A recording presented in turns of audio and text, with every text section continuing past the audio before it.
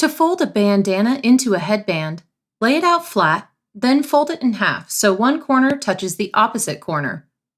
Now your bandana should be folded into a triangle shape. Fold about 1 to 2 inches, 2.5 to 5 centimeters of the base of the triangle up towards the tip. Then keep repeating this fold until the entire bandana is folded into a long, narrow strip. Wrap the strip around your head and tie it in the back with 2 knots to make a basic headband. Or wrap it around from the back of your neck and tie a bow at the top of your head.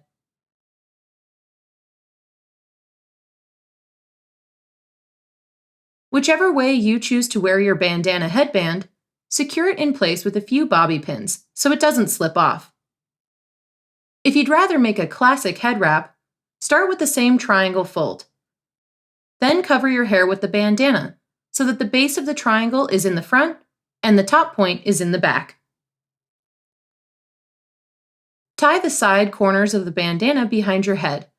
Then flip the top corner underneath them and secure it in place with another knot.